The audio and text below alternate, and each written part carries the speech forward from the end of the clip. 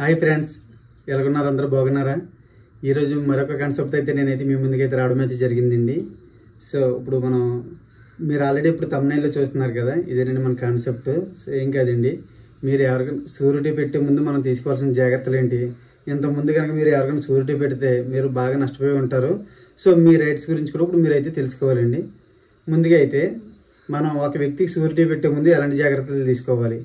అసలు షూరిటీ అంటే ఏంటి? ఒక హామీ ఇచ్చినప్పుడు ఆ హామీ అనేస్తామంటే అతను అప్పుకు కానీ లేకపోతే అతని బాధ్యత కానీ అతను కనుక నెరవేర్చకపోతే అది కనుక నేను నెరవేరుస్తాను అని చెప్పడాన్ని మనం హామీ లేదా షూరిటీ అని అంటాం. సో ఇది కంపల్సరీ అండి. ఖచ్చితంగా అయితే మనం చెల్లిస్తామన్నాం కాబట్టి చెల్లించాలి. అయితే ఇప్పుడు మీకు తీసుకోవాల్సిన జాగ్రత్తలు, ఇప్పుడు మీరు ఎవరికైనా ఒక షూరిటీ పెట్టే ముందు ఏ జాగ్రత్తలు తీసుకోవాలో ఇప్పుడు మనం తెలుసుకుందాం. ముందుగా వ్యక్తి గురించి అయితే మీకు వ్యక్తి గురించి అయితే పూర్తి సమాచారం అయితే తెలిసి ఉండాలి. ఆయన యొక్క ఆర్థిక పరిస్థితి ఏంటి, అతని యొక్క కుటుంబ పరిస్థితి ఎలాగ ఉంది, అతను ఉద్యోగం చేస్తున్నాడా లేకపోతే బిజినెస్ చేస్తున్నాడా, అతని యొక్క లాభ నష్టాలు ఎలాగ ఉన్నాయి, అదే కాకుండా అతనికి ఇంకెక్కువ లోన్స్ ఏమైనా ఉన్నాయా, ఇవన్నీ కనుక మీరైతే ఖచ్చితంగా అయితే తెలుసుకోవాలండి. ముందుగా అయితే మీరు ఎవరికైతే ఒక షూరిటీ పెడుతున్నారో ఆ షూరిటీ పెట్టే వ్యక్తి యొక్క పూర్తి వివరాలు అయితే మీకు అయితే తెలిసి ఉండాలి. సో అతను క్యాబుల్ పర్సన్ లేకపోతే ఏంటి అనే పూర్తి వివరాలు తెలుసుకుని మీరు కనుక పెట్టాలి. అంతేగాని అతని గురించి ఎటువంటి ఇన్ఫర్మేషన్ లేకుండా సరైన ఇన్ఫర్మేషన్ లేకుండా కనుక మీరు కనుక షూరిటీ పెడితే కనుక మీరే నష్టపోతారు. ఇదైతే ముందుగా అయితే గమనించుకోండి. అదేవిధంగా డాక్యుమెంట్స్ వెరిఫికేషన్ అనేది మీరు ఖచ్చితంగా చేయాలి. సో మీరు పెట్టే డాక్యుమెంట్ అనేది ఏంటంటే మీరు ఖచ్చితంగా పరిశీలించండి, 2-3 సార్లు పరిశీలించాలి. సో ఏంటంటే ఇక్కడ పరిశీలించడం అంటే అక్కడికి వచ్చేసరికి అసలు లోన్ అమౌంట్ ఎంత తీసుకుంటున్నారు, ఆ డాక్యుమెంట్ ఎవరి పేరు మీద ఉంది, ఆ లోన్ అనేది ఎవరి పేరు మీద ఉంది, మన షూరిటీ పెట్టే వ్యక్తి, ఆ లోన్ అమౌంట్ ఎంత, అదేవిధంగా దాని యొక్క టెన్యూర్ అంటే కాలపరిమితి ఎంత అనే విషయాన్ని అయితే మీకు అయితే పూర్తిగా అయితే ఒక అవగాహన అయితే ఉండాలి. సో ఎందుకంటే అలాంటి అవగాహన లేనప్పుడు నిజంగాను మీకు ఒక ఎగ్జాంపుల్ చెప్పాలంటే ఒక వ్యక్తి 10 లక్షలకు మీరు షూరిటీ పెడుతున్నారు అనుకోండి, మీ యాక్చువల్ మీ స్తోమత అయితే అంత లేదు, మీరు అంత క్యాబుల్ పర్సన్ కాదు. సో అలాంటి విషయాలు అతను కనుక కట్టకపోతే అతని యొక్క డిఫాల్ట్ అయితే కనుక ఖచ్చితంగా అయితే మీరైతే ఖచ్చితంగా చెల్లించాలి. ఇది కూడా మీరు గమనించుకోండి. అదేవిధంగా మీకు ముందుగా బాధ్యత అనేది మీకు తెలిసి ఉండాలి. ఏం బాధ్యత అంటే ఏం కాదండి, ఇక్కడ అతను కట్టకపోతే ఖచ్చితంగా నేనే చెల్లించాలి. ఇది అయితే మీరు మెంటల్గా అయితే మీరు ఫిక్స్ అయిపోయి ఉండాలి. అయితే ఇక్కడ ఇంకో విషయం గురించి తెలుసుకోవాలండి. మనం ఈ విషయం నాకు తెలీదు, ఇప్పుడు నాకు సంబంధం లేదు అనే మాట చెప్పడానికి అయితే మీకు లీగల్గా అయితే ఎటువంటి రైట్ అయితే ఉండదు. అది అయితే మీరు గమనించుకోండి. అదేవిధంగా మీరు పెట్టే సిగ్నేచర్స్ అనేవి ఏవైతే మీ డాక్యుమెంట్స్ సిగ్నేచర్స్ పెడుతున్నారో అవన్నీ కూడా అయితే మీరైతే ఖచ్చితంగా అయితే కాపీ అయితే తీసుకోండి. ఇన్ కేస్ కాపీ లేకపోతే కనుక ఆ టైంలో మీకు ఖచ్చితంగా ఏం కావాలంటే మీ మొబైల్లో నుంచి వాటిని ఫొటోస్ తీసుకోవడం లేదా స్కాన్ చేయడం అనేది ఖచ్చితంగా అయితే తీసుకోండి. ఎందుకంటే రేపన్న రోజు అది ఈజీగా మార్చడానికి అవకాశం అయితే ఉంటుంది. మీతో సంతకం, మీరు ₹1,00,000 సంతకం పెట్టారు షూరిటీ కింద, ఏముంది ఇంకో 0 యాడ్ చేసి 10 lakhs అంటారు. సో ఇన్ కేసు ఎవరైతే ఆ వ్యక్తి డిఫాల్ట్ అయ్యారో 10 లక్షలు కూడా మీరే కట్టాల్సి ఉంటుంది. సో ఈ విషయాన్ని కూడా అయితే మీరు పూర్తిగా అయితే అర్థం చేసుకోండి. అదేవిధంగా అసలు తెలియని వ్యక్తులకి అయితే అసలు పెట్టకండి. ముందుగా ఏంటంటే తెలియని వ్యక్తులకి అయితే ఎట్టి పరిస్థితులు అయితే మీరు పెట్టకండి. ఎందుకంటే ఎవరో ఒకరో తెలిసిన వ్యక్తి ద్వారా మధ్యలో వచ్చి సో ఇతను పెట్టంటే అతను బాగా కట్టేస్తాడు అంటే మీరైతే ఖచ్చితంగా పెట్టడానికి వీల్లేదు. అదేవిధంగా ఫ్రెండ్స్ విషయంలోనూ అదేవిధంగా మన రిలేటివ్ విషయంలో అయితే మీరు జాగ్రత్త పడాలి. సో ఇలాంటి పరిస్థితుల్లో కూడా మీరైతే పెట్టడానికి అయితే మీరైతే ఆలోచించుకోండి. అదేవిధంగా ఏంటంటే నెక్స్ట్ బ్యాంక్స్ లోన్స్ విషయంలో బ్యాంక్స్ లోను అదేవిధంగా మీకు బెయిల్ షూరిటీలు కూడా ఇస్తారు కాబట్టి సో అలాంటి విషయాల్లో కూడా మీరు చాలా జాగ్రత్త పడాలి. సో బ్యాంక్ లోన్స్ అంటే ఖచ్చితంగా అయితే మీ దగ్గర నుంచి రికవరీ అయితే చేసేయడం జరుగుతుంది. అదేవిధంగా బెయిల్ పిటిషన్లు బెయిల్ కూడా మీరు షూరిటీ పెడతారు కనుక అతను ఇన్ కేసు కోర్టుకు హాజరు కాకపోతే కనుక మీకైతే జరిమానా పడుతుంది. అది కూడా మీరైతే గమనించుకోండి. అదేవిధంగా మెయిన్ ఎస్పెషల్లీ ఏంటంటే ఇప్పుడు government employees. So government employees ఏంటంటే ఏదో బ్యాంక్ తెలియని బ్యాంకులకి తెలియని వ్యక్తులకి లేదా తెలిసిన వ్యక్తులకే పెడుతూ ఉంటారు షూరిటీల కింద. సో షూరిటీలు పెట్టినప్పుడు ఏంటంటే ఇన్ కేసు వాళ్ళు డిఫాల్ట్ అయినప్పుడు ఎవరైతే ప్రిన్సిపల్ డెబిటర్ ఎవరైతే ఈ రుణగ్రహీత ఎవరైతే తీసుకున్నారో ఆ వ్యక్తి కనుక కట్టకపోతే కనుక ఖచ్చితంగా అయితే ఆ భారం అయితే మీ మీద పడుతుంది. సో మీరు మీ బ్యాంక్ నుంచి అయితే డిడక్షన్స్ చేసుకోవాల్సి ఉంటుంది.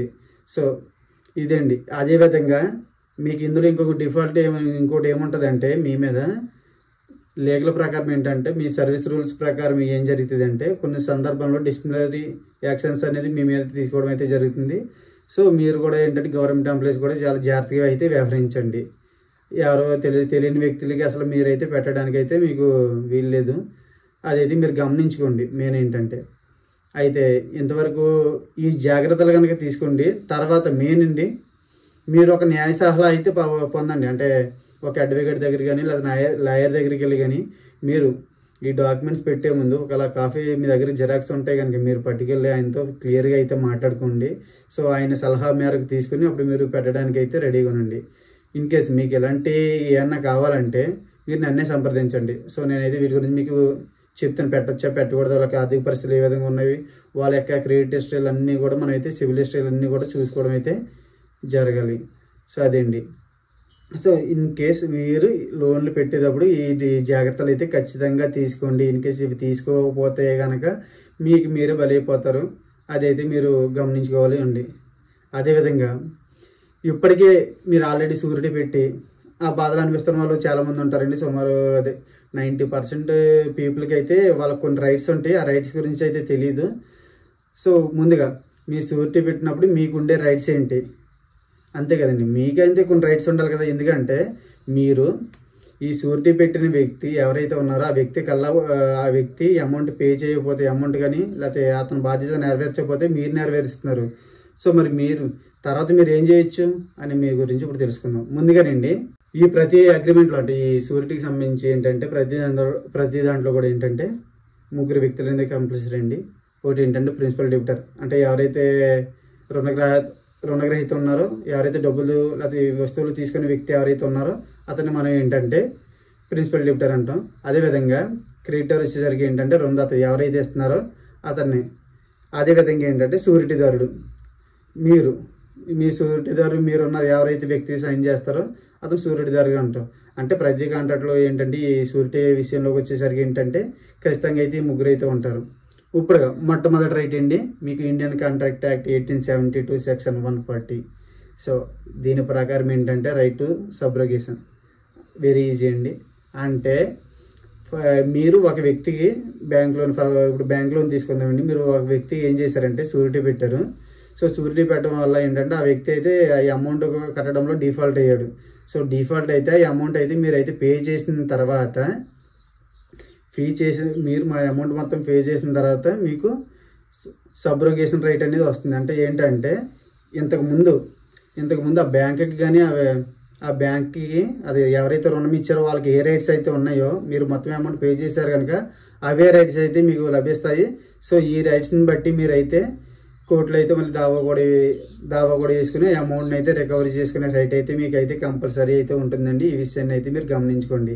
అదేవిధంగా సో ఇలాంటి కేసు అయితే ఒకటి జరిగిందండి. సో ఆ కేసు గురించి అయితే ఇప్పుడు నేను మీకు చెప్తున్నాను. సో ఇది కూడా ఏంటో కాదు, మన ఏపీలోనే జరిగింది. ఎక్కడంటే union bank of India versus Narayana case అండి ఇది. సో ఇదే కేసులో కూడా ఇలా జరగడం వల్ల ఏంటంటే అప్పుడు కోర్టు అయితే క్లియర్గా అయితే చెప్పడం జరిగింది, ఎవరైతే ప్రిన్సిపల్ డెబిటర్ అయితే ఉన్నారో ఆ వ్యక్తి కనుక అమౌంట్ చెల్లించకపోతే ఆ చెల్లించడంలో విఫలమైన సో ఎవరైతే షూరిటీదారుడు ఉన్నాడో ఆ వ్యక్తి మొత్తం చెల్లిస్తాడు కనుక సో చెల్లించిన తర్వాత ఎవరికైతే క్రెడిటర్ ఉండే రైట్స్ అన్ని కూడా ఏంటంటే ఇతనికి అయితే ట్రాన్స్ఫర్ అవుతాయి. ఆ రైట్స్ని బట్టి అతను అయితే దావా వేసుకుని అమౌంట్ని అయితే రికవరీ చేసుకోవచ్చు అని అయితే ఈ కేసులో అయితే చెప్పడం అయితే జరిగిందండి. అదేవిధంగా right to securities. So right to securities అంటే ఏంటంటే ఏం కాదండి, వెరీ ఈజీ అండి. మీరు సెక్యూరిటీ బాండ్స్ మీద కానీ ప్రాపర్టీస్ మీద కానీ ఎవరైతే లోన్ తీసుకున్నప్పుడు మీరు వాళ్ళకి షూరిటీ పెడతారో సో అలాంటి పెట్టిన సందర్భాల్లో అతను కనుక చెల్లించకపోతే కనుక మీరు కనుక చెల్లిస్తే కనుక వాటి మీద అయితే పూర్తి హక్కు అయితే మీకే ఉంటుందండి. ఏదైతే ప్రాపర్టీస్ ఉన్నాయో వాటి మీద మీకైతే లీన్ హక్కులు కూడా లభిస్తాయి. సో లీన్ హక్కులు అంటే ఏం కాదండి, ఆ ప్రాపర్టీస్ని ఆ డాక్యుమెంట్స్ని మీ దగ్గర అడ్డు పెట్టుకుని ఎప్పుడైతే అమౌంట్ చెల్లిస్తారో అతనికి మీరు అప్పుడు అయితే ఇవి ఇవ్వాల్సి అయితే ఉంటుంది. సో ఇది కూడా మీరు అయితే గమనించుకోండి. ఇక్కడ 2 పాయింట్లు అయితే మనం మాట్లాడుకున్నాం. 3వ పాయింట్ వచ్చేసరికి ఏంటంటే ఇదేం కదండి, ఇది బ్యాంక్ సిబ్బంది బ్యాంకు వారు చేసే మోసం అండి.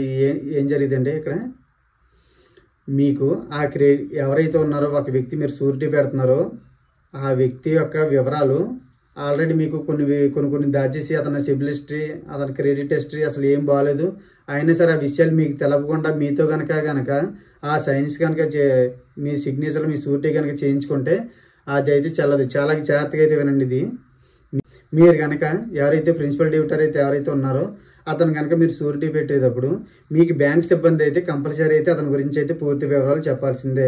ఇన్కేస్ చెప్పకుండా అతని క్రెడిట్ హిస్టరీ బాగాలేదు, అంతకుముందు కూడా 2-3 సార్లు డిఫాల్ట్ చేసాడు, ఆల్రెడీ ఆ బ్యాంక్లో 2-3 లోన్స్ ఉన్నాయి. అలాంటి సందర్భాల్లో కూడా మీకు ఏ విషయాలు కనుక తెలియకుండా మీ దగ్గర కనుక షూరిటీ కనుక తీసుకుంటే అదైతే ఖచ్చితంగా చెల్లదండి. ఈ విషయాన్ని అయితే మీరు పూర్తిగా గమనించుకోండి. ఇదే కేసు అయితే ఒకటి జరిగిందండి. Pawan Kumar versus state of Haryana 2005లో అయితే కేసు అయితే జరగడం అయితే జరిగింది. ఎవరైతే ఈ బ్యాంకు వాళ్ళు ఇలా ఉన్నారో ఇలా అయితే పూర్తి వివరాలు ఎవరైతే ఆ ప్రిన్సిపల్ డెబ్యూటర్ యొక్క సివిల్ హిస్టరీ కానీ అంతకుముందు చేసిన డిఫాల్ట్స్ గురించి కానీ ఏం చెప్పకుండా ఇతనితో అయితే షూరిటీ అయితే పెట్టించుకోవడం అయితే జరిగింది. సో కోర్టు ఏం తీర్పిచ్చిందంటే అది అయితే చల్లదు, అతనికి మీరు అనేది ఏంటంటే మిస్రిప్రజెంటేషన్ అనేది ఖచ్చితంగా అక్కడ జరిగింది. సో ఖచ్చితంగా అయితే ఈ షూరిటీ అనేది చల్లదు అనేది చెప్పడం అయితే జరిగింది. సో దీనికి ఈ షూరిటీదారుడికి ఆ లోన్కి ఇంకా సంబంధం అయితే ఉండదు. ఆ విషయం కూడా మీరు గమనించుకోండి. అది వచ్చేసరికి ఏంటంటే సేమ్ ఇది కూడా అంతే. ఆ క్రెడిట్ హిస్టరీల గురించి చెప్పడం కానీ, ఆ డాక్యుమెంట్స్ని హిడెన్గా చేయడం కానీ, అంటే కొన్ని డాక్యుమెంట్స్ వివరాలు పూర్తిగా చెప్పకుండా కొన్ని సగం చేసుకుని కనుక చేస్తే కనుక అది కూడా చెల్లదండి. ఇంకా మీకు బెస్ట్ ఎగ్జాంపుల్ చెప్పాలంటే రంగనాథన్ వర్సెస్ మహారాజ్ అండి, బసవరాజ్ అండి. సో ఈ కేసు అయితే మైసూర్లో అయితే జరగడం అయితే జరిగింది. సో ఈ కేసు ప్రకారం ఏంటంటే ఎవరైతే ఈ బ్యాంక్ సిబ్బంది ఎవరైతే ఈ రుణదాతలు లోన్ ఇచ్చేటప్పుడు ఏంటంటే అతని యొక్క హిస్టరీ అయితే ఖచ్చితంగా అయితే చెప్పలేదండి. సో అంతగా అప్పటికే అతనికి 3 బ్యాంకుల్లో అతని నుంచి 3 అకౌంట్లో లోన్స్ ఉన్నాయి, ఇవి కూడా సరిగ్గా లేదు, డిఫాల్ట్ అయ్యాడు. అయినా అది తెలిసి కూడా ఏంటంటే ఎవరిది షూరిటీదారుడు ఉన్నాడో ఆ విషయాన్ని అయితే చెప్పలేదు. సో చెప్పకపోవడం వల్ల అతని డిఫాల్ట్ అయినప్పుడు అయితే ఖచ్చితంగా అయితే ఈ షూరిటీ అనేది చెల్లుబాటు కాదని కోర్టు అయితే తీర్పు అయితే ఇవ్వడం అయితే జరిగిందండి. అదేవిధంగా మీకు వచ్చేసరికి ఏంటంటే next conditional security. So conditional surety అండి. సో ఈ కండిషనల్ షూరిటీ అంటే ఏం కాదండి, మీకు బెస్ట్ ఎగ్జాంపుల్ చెప్తున్నాను. మీరు ఒకరికి షూరిటీ చేస్తున్నారు కదా, షూరిటీ ఇచ్చేటప్పుడు ఆ బ్యాంక్ వారికైనా ఆ వ్యక్తులకైనా చెప్తారు, నేను కనుక మీకు షూరిటీ ఇవ్వాలంటే పలానా ఎక్స్తో పలానా వై కూడా షూరిటీ ఇవ్వాలి. సో అలాంటి సందర్భంలో ఇది అయితే చెల్లుతుందని మీరు అతనికి చెప్పడం జరుగుతుంది. ఇన్ కేసు కనుక అది కనుక జరగలేదు అనుకోండి, అసలు ఆ షూరిటీ కూడా అయితే చెల్లదు. ఎగ్జాంపుల్ ఏంటి, మీకు ఒక ఎగ్జాంపుల్ చెప్తున్నాను. ఒక కేసు ఉంది. ఒక ఎగ్జాంపుల్ ఒక టీచర్ ఉన్నారండి. సో టీచర్ ఏంటంటే తన స్టూడెంట్కి లోన్ కోసమని షూరిటీ పెట్టారు. సో షూరిటీ పెట్టే ముందు ఏం చెప్పారంటే, నా షూరిటీ పెట్టించుకునే ముందు వాళ్ళ అమ్మగారు షూరిటీ పెడితే కూడా షూరిటీ పెట్టించుకోవాలి, సో అప్పుడైతే నాది అవుతుందని చెప్పడం అయితే జరిగింది. సో ఎప్పుడైతే ఆ స్టూడెంట్ అయితే ఎవరైతే ఉన్నారో ఆ అమౌంట్ అనేది పే చేయడంలో డిఫాల్ట్ అయితే అవ్వడం అయితే జరిగింది. సో ఇప్పుడు ఏంటంటే ఏం జరిగిందంటే ఇక్కడ తీర్పు అయితే ఆ కోషూరిటీ పెట్టినప్పుడు ఇన్ కేస్ కోషూరిటీ ఎవరైతే ఉన్నారో ఇలా వాళ్ళ మదర్ ఆవిడ కనుక షూరిటీ పెట్టించుకుంటే కనుక ఇద్దరు చెల్లించాలి. ఇన్ కేసు ఆవిడ చెల్లించకపోతే కనుక ఆవిడ ఆ షూరిటీ కింద ఆ మదర్ని యాడ్ చేసుకోకపోతే కనుక ఈ షూరిటీ అయితే ఖచ్చితంగా చాలదండి. ఇదే కండిషనల్ షూరిటీ గురించి. అదేవిధంగా తర్వాత అండి indemnity, right to indemnity. So right to indemnity అంటే ఏం కాదండి, ఇక్కడ నష్టపరిహారం. ఇప్పుడు మన కనుక ఎవరైతే ఈ షూరిటీదారుడు తన సొంత డబ్బులు ఎప్పుడైతే చెల్లిస్తాడో ఆ అమౌంట్ అంతా కూడా రికవరీ చేసుకునే రైట్ అయితే ఆ నష్టపరిహారాన్ని ఎవరి దగ్గర నుంచి ఆ ప్రిన్సిపల్ డెబ్యూటర్ నుంచి పొందే రైట్ అయితే ఉంటుంది. అంటే ఏం కాదండి, నీ కోసం నేను మొత్తం చెల్లించాను, ఇప్పుడు నా కోసం మొత్తం అమౌంట్ అయితే తిరిగి ఇచ్చని ఒక ముక్కలో చెప్పొచ్చండి. సో ఇదేనండి. దీని తర్వాత ఏంటంటే కోషూరిటీస్ ఈక్వల్ కోషూరిటీ అండి. ఇక్కడికి వచ్చేసరికి ఏంటంటే మనం ఎప్పుడైతే షూరిటీ పెడతామో ఇద్దరు లేదా అంతకు మంచి వ్యక్తులు కనుక షూరిటీ పెడితే కనుక ఇన్ కేసు ఎవరైతే ప్రిన్సిపల్ డెబ్యూటర్ ఉన్నారో ఆ అమౌంట్ చెల్లించడంలో విఫలమైతే సో ముగ్గురు నలుగురు కూడా సమాన వాటాల్లో అయితే ఖచ్చితంగా అయితే అక్కడ పంచాల్సి ఉంటుందండి. ఆ బాధ్యతను అయితే సమానంగా అయితే తీసుకోవాలి. సో ఇలాంటి సమానంగా తీసుకోకుండా ఒకరిగా వేస్తే కనుక అది అయితే చెల్లుబాటు కాదండి. సో అది కూడా మీరు గమనించుకోండి. సో అదేవిధంగా ఇక్కడ ఏం జరుగుతుందంటే నెక్స్ట్ ఏంటంటే ఈ భిన్న మొత్తాల్లో ఉంటుందండి. అది కూడా ఏంటంటే ఫర్ సపోజ్ ఒక వ్యక్తి 1,00,000 రూపాయల లోనికి 2-3 షూరిటీ పెట్టారు. ఒకరేమో 20,000కి, ఇంకొకరు 30,000కి, ఇంకొకరు 10,000కి అలా షూరిటీ పెట్టినప్పుడు సో ఎంత చెల్లించడంలో విఫలమైతే ఆ చెల్లించిన మొత్తాల్లో వీళ్ళ యొక్క రేషియో ప్రకారం అయితే ఖచ్చితంగా అయితే వీళ్ళ దగ్గర నుంచి వసూలు చేసుకోవాలి. ఇదేనండి. సో ఈ విధమైన రైట్స్ అనేది ఎవరికి ఉంటాయంటే షూరిటీదారుకి అయితే ఖచ్చితంగా అయితే ఉంటాయండి. ఇందులో చాలా మంది ఏంటంటే 90% పీపుల్స్ ఇలా షూరిటీ పెట్టి తర్వాత ఏం చేయాలో తెలియక, వాళ్ళ రైట్స్ గురించి తెలియక ఏం చేయాలో ఒక పరిస్థితులు అయితే ఖచ్చితంగా ఉంటారండి. సో అలాంటి వారికి అయితే ఇది ఒక గుడ్ న్యూస్కి అయితే నేను చెప్పవచ్చు.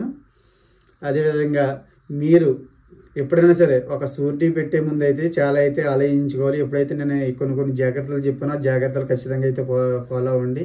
అదేవిధంగా ఆ షూరిటీ పెట్టే ముందు అయితే ముందుగా మీకు దగ్గరలో ఎవరైనా లాయర్లు కానీ అడ్వకేట్స్ కానీ ఎవరైనా తెలిసిన వాళ్ళైతే ముందుగా వాళ్ళని అయితే సంపాదించండి. లేదైతే నా నెంబర్ని అయితే మీరు అయితే కాంటాక్ట్ చేయండి. అదేవిధంగా ఈ షూరిటీ రైట్స్ గురించి ఎవరైతే ఈ షూరిటీ దారుడు యొక్క రైట్స్ గురించి ఇంకా క్లియర్గా కావాలనుకున్నారు, ఎవరు మోసపోయారనే విషయాన్ని గురించి కూడా ఏంటంటే మీరైతే నన్ను అయితే కాంటాక్ట్ అవ్వండి. నా నెంబర్ అయితే డిస్ప్లే మీద స్క్రోల్ చేస్తున్నాను.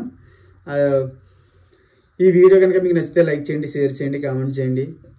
నా ఛానల్ అయితే సబ్స్క్రైబ్ చేసుకోండి. ఇలాంటి మరిన్ని అప్డేట్స్ కోసం అయితే నా ఛానల్ అయితే మీరు ఫాలో అవ్వండి. సో నేను పెట్టే ప్రతి వీడియో అనేది మీ దగ్గర రీచ్ అవుతుంది. అదేవిధంగా కొద్దిగా లైక్స్ అయితే చేయండి. సో మీరు ఇచ్చే లైక్స్ ఏంటంటే ఒక 10 మందికి ఒక 20 మందికి రీచ్ అవుతుంది. అదేనండి కాన్సెప్ట్. ఈ రోజు వచ్చేసరికి ఇదేనండి కాన్సెప్ట్. సో ఈ సబ్జెక్ట్ మీద ఎలాంటి డౌట్ అని మీరైతే నన్ను అయితే సంప్రదించండి. Thank you so much.